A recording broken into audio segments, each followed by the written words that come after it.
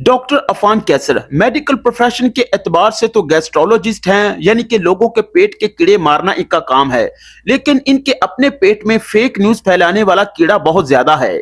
Social media पर video post करने का इन्हें बहुत ही ज्यादा शौक है, लेकिन वीडियो पोस्ट करने के बाद उसे डिलीट कर देना इनका प्रोफेशन है, क्योंकि बाज़ औक़ात फेक न्यूज इतनी तेजी से फैलाते हैं कि एंटीबायोटिक भी फेल हो जाए।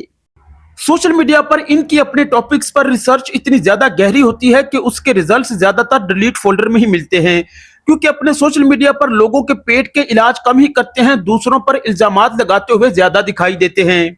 दोस्तों, इनके बारे में ये तारीफी कलमात मैं इस वजह से अदा कर रहा हूं क्योंकि मोटिवेशनल स्पीकर और पैट्रियोटिज्म के नाम पर डॉक्टर साहब का हमें हमेशा डबल स्टैंडर्ड ही देखने को मिलता है और आए रोज डॉक्टर साहब सोशल मीडिया पर ऐसा कांड पेल देते हैं जिसको देख के यही लगता है कि अभी खुद डॉक्टर साहब में ही मॉरल डायरिया का इलाज होने वाला है। दोस्तों, मशहूर जमाना गजब बट अका रजब बट के दोस्त नदीम नानीवाला ने अपनी हालिया वीडियो में डॉक्टर साहब के बारे में कुछ ऐसे अल्फाज बोले हैं जो इनके एहतराम में मैं खुद यहाँ पे डायरेक्टली नहीं बोल सकता।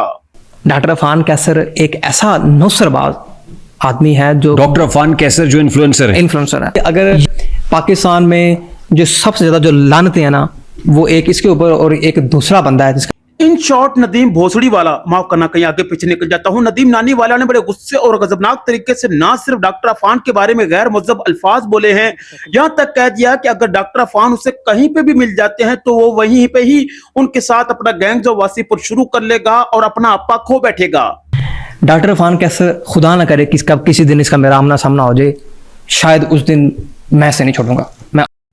इसके अलावा नदीम नानीवाला ने सॉलिडली विदाउट एनी प्रेशर ये क्लेम किया है कि जब एनसीसीआई ने डक्की डाका बाई को अरेस्ट किया तो उस दौरान भी डॉक्टर अफान एनसीसीआई के डायरेक्टर चौधरी सरफराज साहब के साथ मिले हुए थे और डक्की बाई से रिश्वत लेने, प्रेशराइज करने और उसकी चित्तर राशि और लित्तर परेड करवाने वाले तमाम मामलात में डॉक्टर अफान एनसीसीआई के डायरेक्टर चौधरी सरफराज साहब के साथ मिले हुए थे। ये डॉक्टर अफान कैसर है, ये भी बहुत बड़ा टाउट है चौधरी सरफराज का।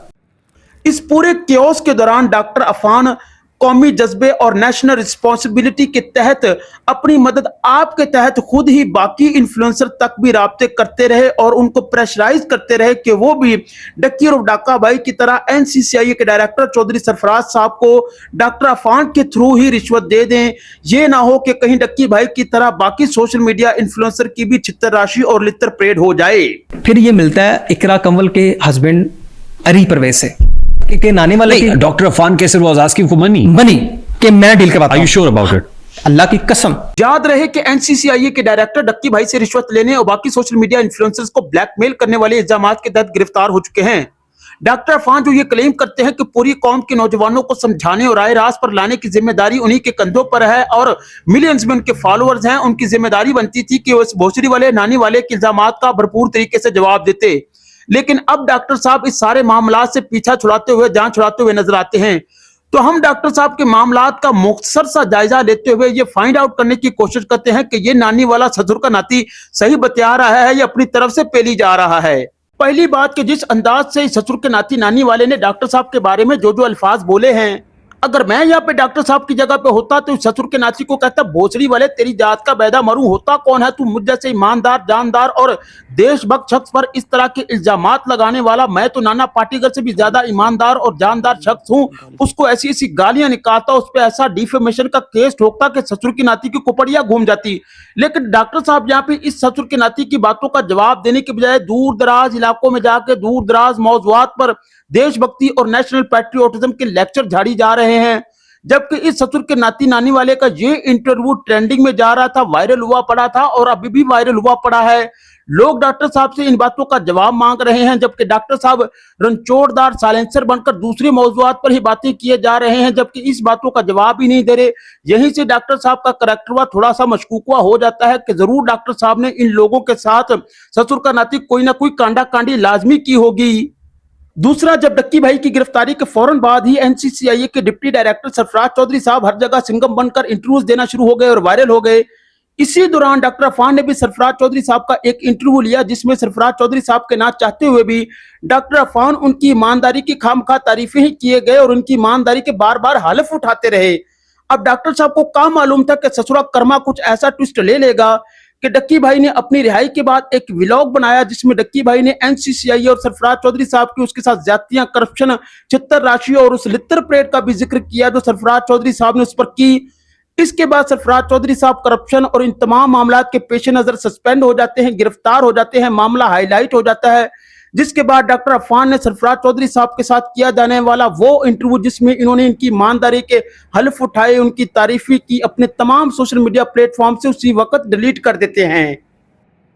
लेकिन आपके भाई ने आप लोगों के लिए बड़ी मेहनत करके सोशल मीडिया के छान तोड़े से छानबीन करके वो वाला इंटरव्यू टूटे फूटे अंदाज से निकाल ही लिया।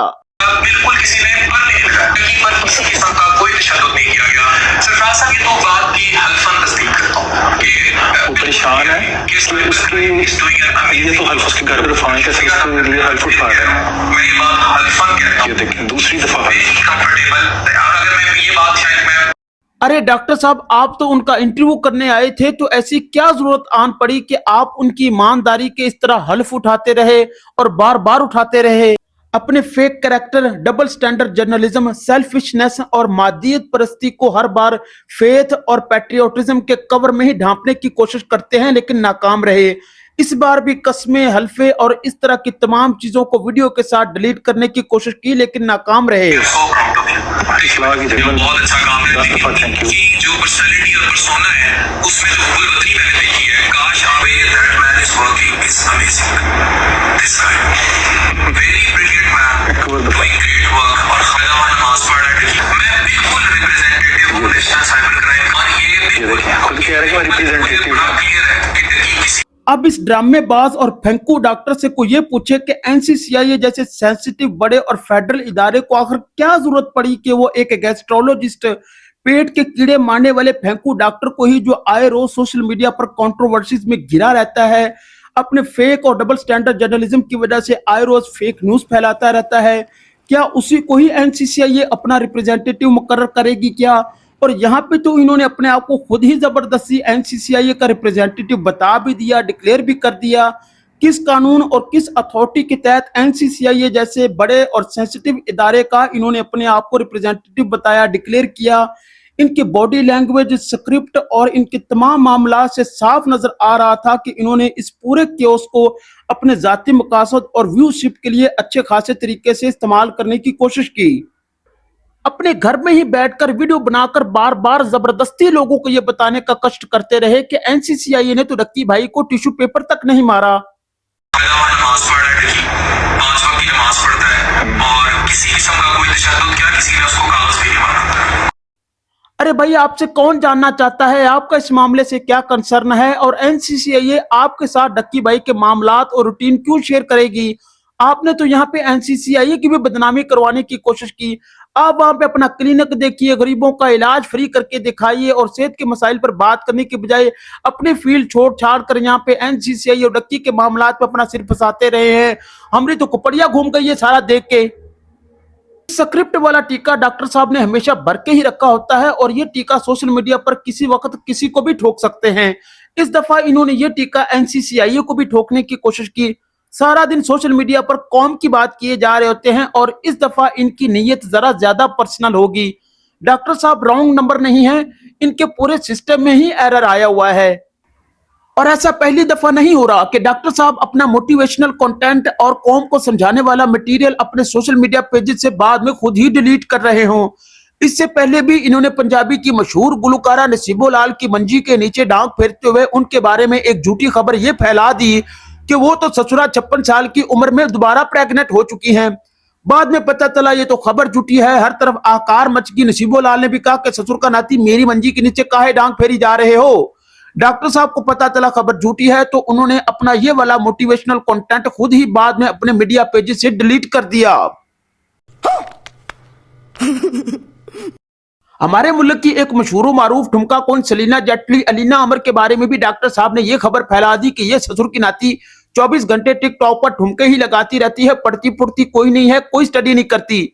बाद में सलीना जेटली ने जवाब दिया कि डॉक्टर साहब मैं ठुमके भी लगाती हूं, लेकिन आपको किसने बता दिया कि मैं पढ़ती नहीं हूं?